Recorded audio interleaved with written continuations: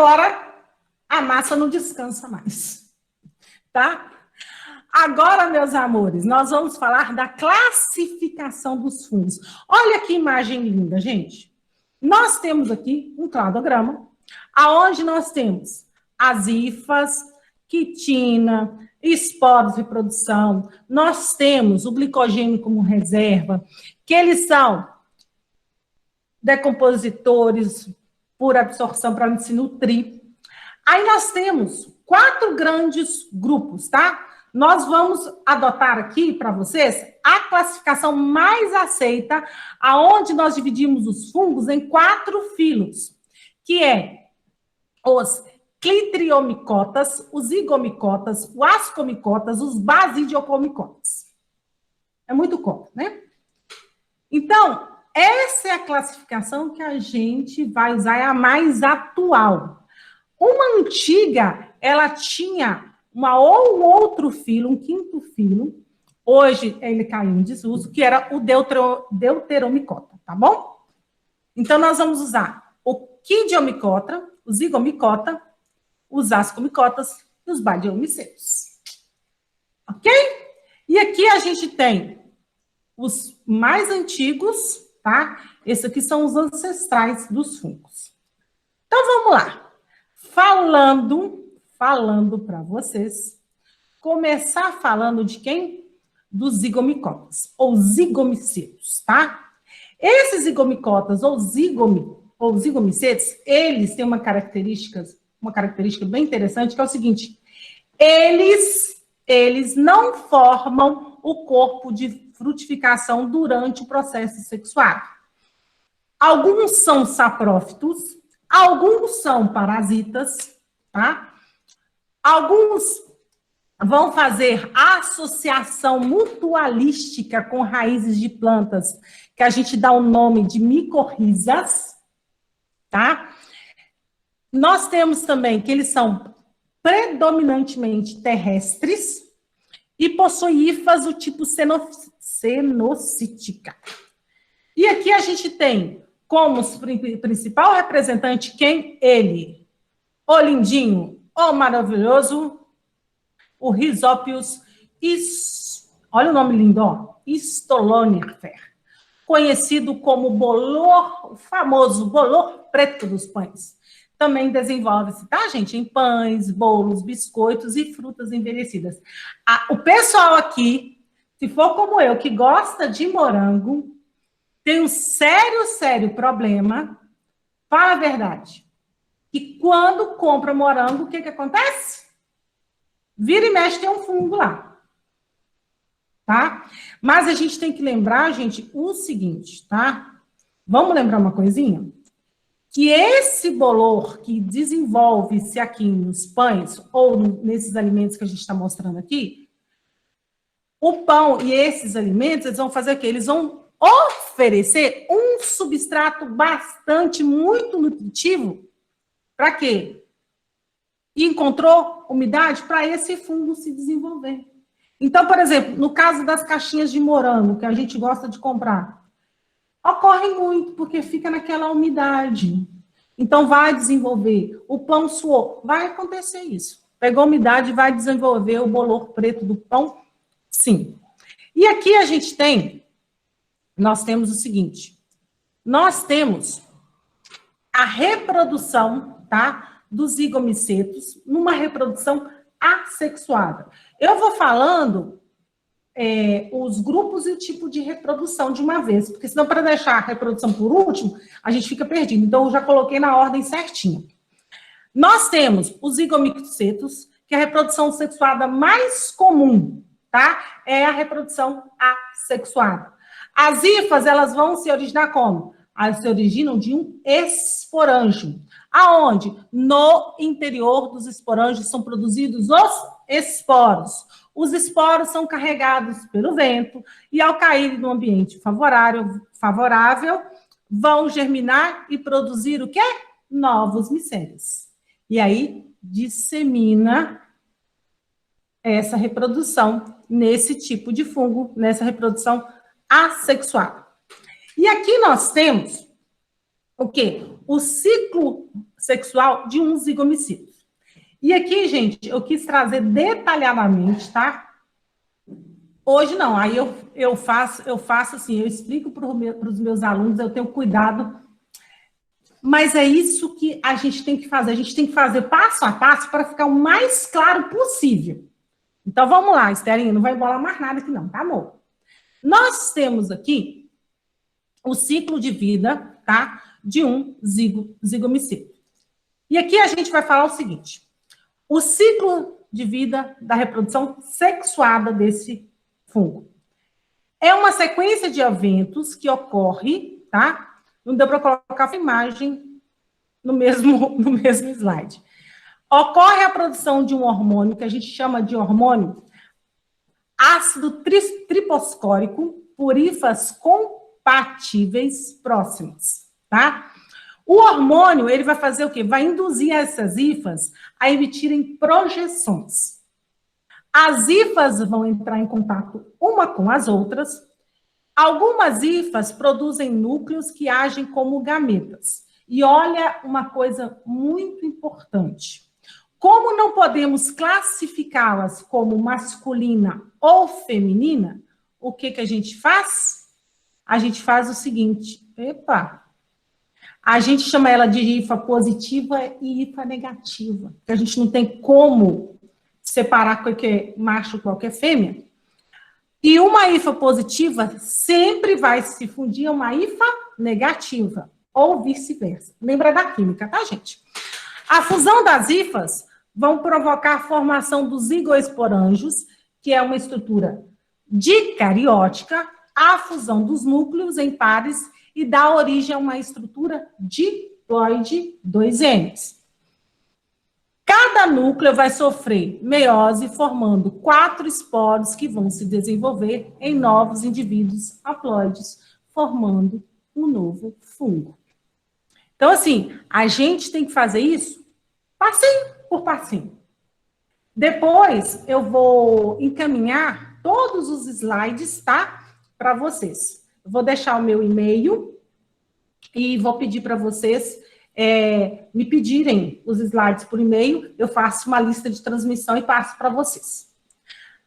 Aí agora a gente tem, tá? O grupo mais diverso de fungos, que são os ascomicetos.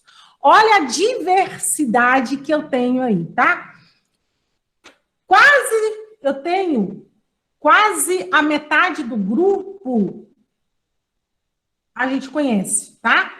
Podem ser uni- ou multicelulares, vão ser caracterizados por quê? Por formar um ciclo de vida de uma reprodução sexuada com estruturas especializadas, daí o nome, e essa estrutura se chama asco, daí o nome do grupo. E no interior desses ascos, a gente vai ter a formação de uma outra estrutura chamada ascosporos. E em alguns ascomicetos, tá? Nós temos, tá? Esses ascos reunidos que vão formar o corpo de frutificação.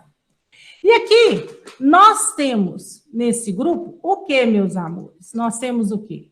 Nós temos aqueles fungos maravilhosos que a gente gosta muito, tá? Nós temos aqui as trufas. Todo mundo gosta de um bombom de trufa. A gente tem aqui o antibiótico, tá? O penicillium notatum, para a produção da penicilina. Nós temos o Penicillium camembert, que vai produzir o queijo Roquefort. E nós temos aqui também o Saccharomyces cerevisiae, que vai ser importante na produção de quê? Na produção de bebidas alcoólicas. E no fermento também, tá? E no fermento também. E alguns fungos também são utilizados para a produção de uma bebida japonesa, que é uma bebida à base de arroz, que é o saquê, tá? E temos também, para o pessoal que gosta de comida japonesa, A gente, que negócio que coloca na comida japonesa, eu não gosto de comida japonesa, não. Como é que é o nome daquele trem? Aquele molho...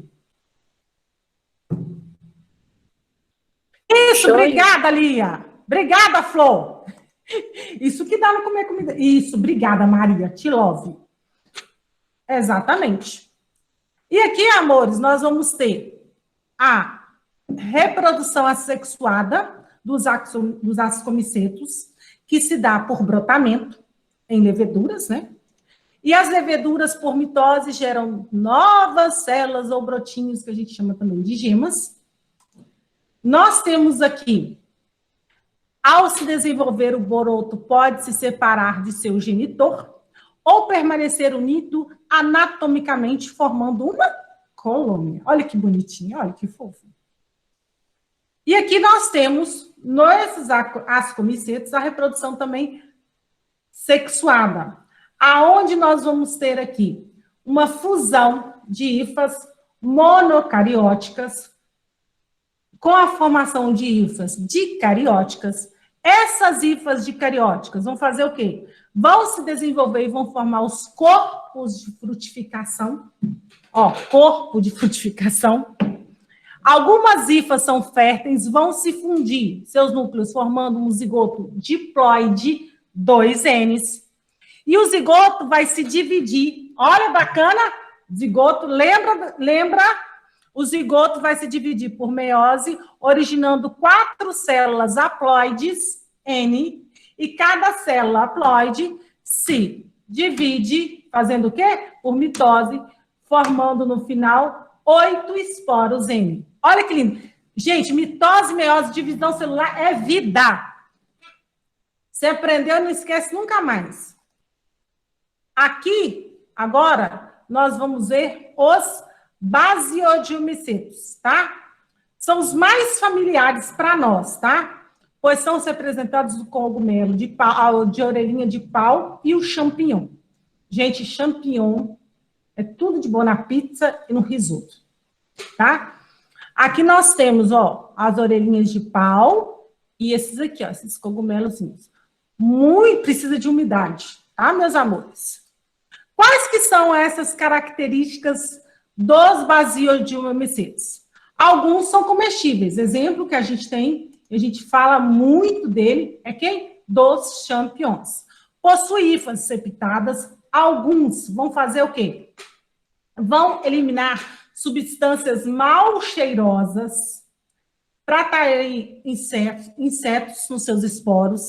Alguns cogumelos possuem substâncias alucinogênias e são utilizados por tribos indígenas conceituais religiosos. Existe uma tribo na Amazônia que utiliza esse tipo de fungo para passagem do jovem, da fase do jovem para a fase adulta, é um ritual de passagem. E na gastronomia, muito utilizado é o champignon. E aqui eu trouxe os representantes para vocês, que é o Physalis mexicana, que é alucinogênio, o Agários campestris, que é comestível, que é o champignon, e o Polyporus espécie, que é a orelha de pau. Todo mundo já viu uma orelha de pau na vida, né, gente? Sim, né? Por favor. Ah, Maria. Ó nós, hein? Ó nós. Então, e aqui nós temos o ciclo reprodutivo dele também, aonde esse ciclo reprodutivo, ele se dá de que forma, tá? É através da germinação desses esporos, por fusão desses micélios, aonde nós temos eles sendo monocarióticos haploides N, aonde nós vamos ter a formação dessas hifas dicarióticas, e as quais vão formar esse corpo de frutificação desses fungos. Algumas hifas dicarióticas no corpo de frutificação vão se desenvolver em basídeos, os quais vão se fundir ao núcleo, formando um zigoto 2N. O zigoto 2N vai sofrer o quê, gente? Meiose, originando 4 basiodiosporos ou esporos N, E estes, quando amadurecem, são liberados no ambiente, reiniciando o ciclo. É aquela coisa que vai e volta, vai e volta. E aqui a gente tem o último, tá? Que é os mais simples, tá? Que são os quitridiomicetos, que são os ancestrais dos fungos, tá? Podem ser chamados também para os íntimos de quitrídeas. Podem ser terrestres ou aquáticos, que é a sua grande maioria. Unicelulares, não possuem micélio, sem hifas ou multicelulares com micélio estenocítico. Possui, em pelo menos um estágio do ciclo de vida, células flageladas, esporos ou gametas. É o único grupo de fungo com flagelo que levou alguns autores a chamar o grupo de mastigomicetos, ou flagelo fungo. Possui alternância de geração, que é o único que a gente tem nos fungos também. Como todo fungo, sua parede celular é de quitina e a sua reserva de energia é o glicogênio. E um dado muito interessante é que a maioria desses fungos, essa a gente chama sapróbia ou saprófitas, tá, gente? Tá certo, as duas denominações. Eles são decompositores, porém também podem ser parasitas de algumas plantas e animais, protozoários ou até mesmo de outros fungos, entre outros. E eu vou chamar a atenção de vocês aqui agora para o dado que eu venho falar aqui, tá? Nós estamos, tá, tendo um desequilíbrio ambiental muito grande nas espécies de anfíbios. Não sei se vocês têm noção disso. Anfíbio é indicador ambiental também, e a gente vai ver quando a gente for falar de líquido. E um dos possíveis responsáveis, junto com a poluição, é o aparecimento de um fungo responsável pelo desaparecimento dos anfíbios.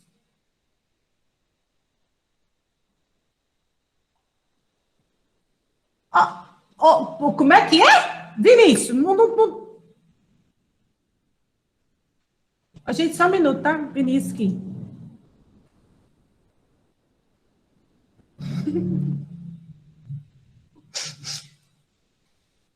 Ô, Vinícius. Eu não sei se os meninos estão gostando, não, Vinícius, mas eu tô. Nem vi o tempo passar. Se você não avisasse, eu ia ficar aqui, tá? Então, vamos lá, amores. Nós temos aqui agora que a gente gosta mais de falar, tá? Gosto muito de falar isso mesmo para vocês. Por quê? É o que é cobrado, tá? É o que, se a gente sabe, a gente faz assim, ó. A gente ganha de muita gente. Que é o quê? Qual que é a importância dos fungos? Vamos lá, primeira coisa. Ciclagem da matéria orgânica. Na natureza, nada se perde, nada se cria. Tudo se transforma. É o princípio do Lavoisier. Então, juntamente com as bactérias, os fungos, eles são os principais agentes decompositores da matéria orgânica morta, de plantas e animais. Ao ser decomposto, a matéria orgânica ela vai se transformar em matéria inorgânica, e estes componentes inorgânicos vão fazer o quê, amores? Vão ser utilizados pelos produtores na produção de nova matéria orgânica. Ciclo da matéria.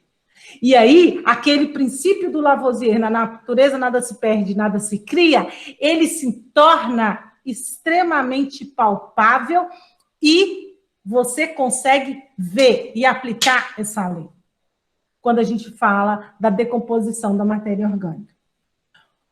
Muito importante aonde, meus amores? Na alimentação humana. A gente falou aqui da fermentação dos pães. Desde o Egito Antigo, nós temos o Saccharomyces cerevisiae, ele empregado na fabricação de bebidas alcoólicas, na produção de pães. O champignon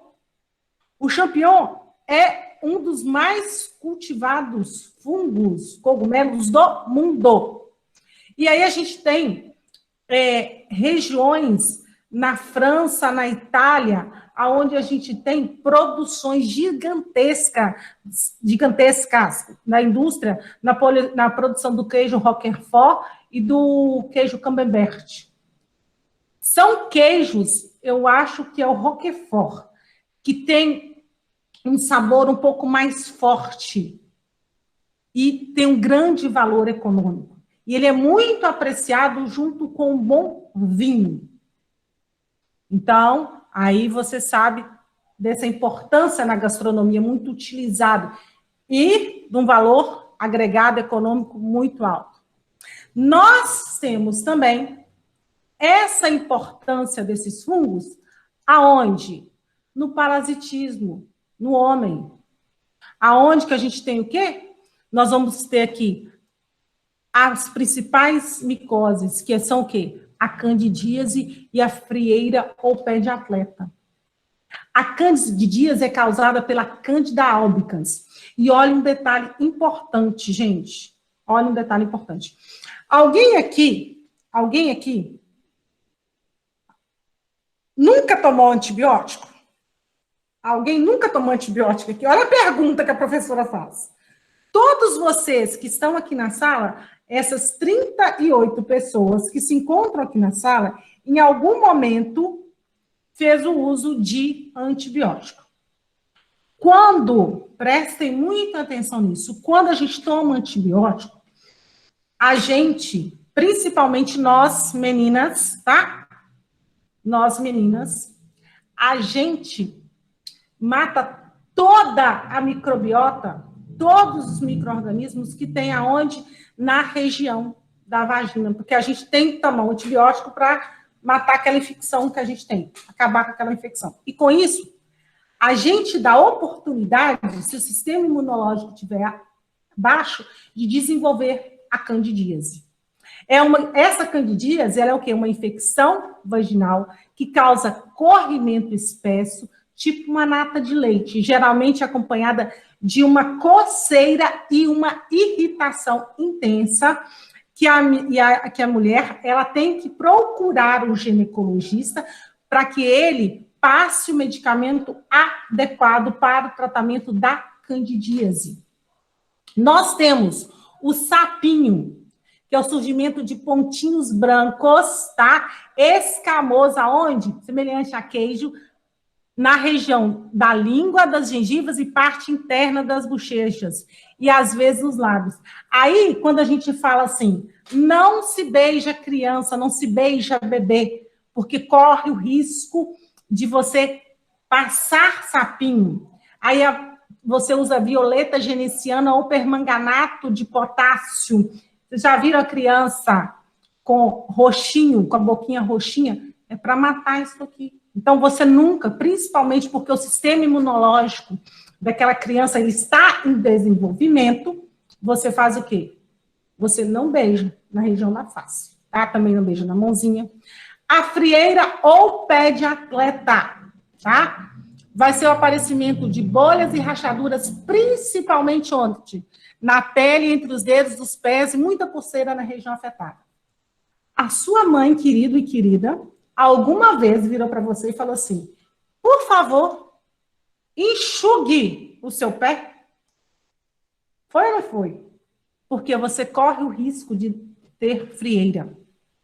Uma outra importância dos fungos, principalmente na agricultura, é no aparecimento do parasitismo em planta, principalmente na ferrugem, que é o surgimento das lesões nas folhas causadas pela invasão do fungo que provoca a morte dos tecidos foliares, e isso dá um prejuízo sério, principalmente em lavouras de café. E o esporão do centeio, causada por um fungo parasita que vai atacar as plantações de trigo, do qual se extrai diversas substâncias para uso medicinal. E a gente tem também um fungo conhecido como alucinogênio, que é fabricado pelo LSD. E aqui nós temos essa figura linda aqui, que é o Alexander Fleming, que ele descobriu a penicilina.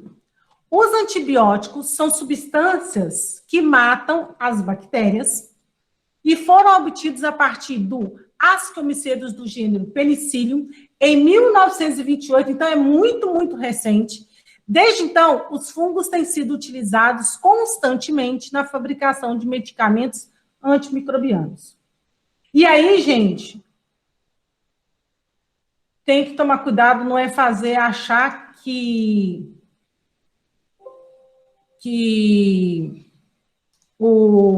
você pode toda hora ir lá na farmácia e comprar antibiótico, não, não é assim. E aqui a gente tem a importância também mutualística desses fungos, que é na produção das micorrizas, que vai ser uma associação mutualística, aonde o fungo obtém das raízes açúcares e aminoácidos e, em troca, vai fornecer sais minerais do solo que são fundamentais para o crescimento dessa planta. Muitos cogumelos crescem perto de plantas, muitas vezes suas hifas se enrolam e penetram nas raízes dessas plantas, geralmente vasculares. Aí nós temos as ectomicorrizas e a endomicorrizas, que vão se enrolar ao redor da raiz e o que vão penetrar na raiz. Estela, te responda agora, pode ser?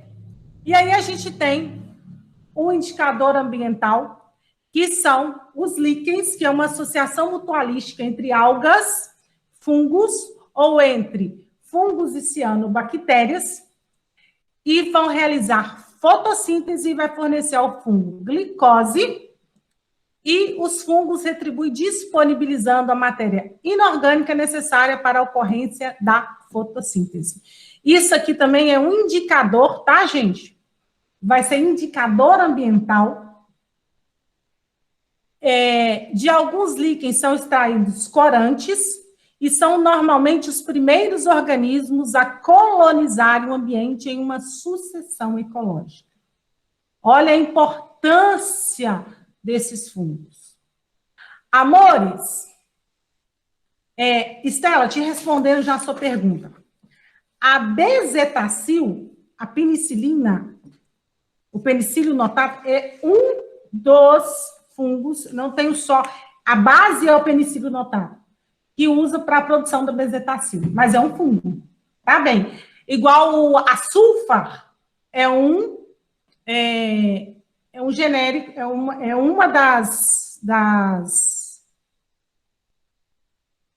é um dos fungos que a gente usa para fazer também. Então, assim, a base é o penicílio notato, mas eu tenho outros fungos que ajudam nessa produção de antibióticos. Ok? Amores,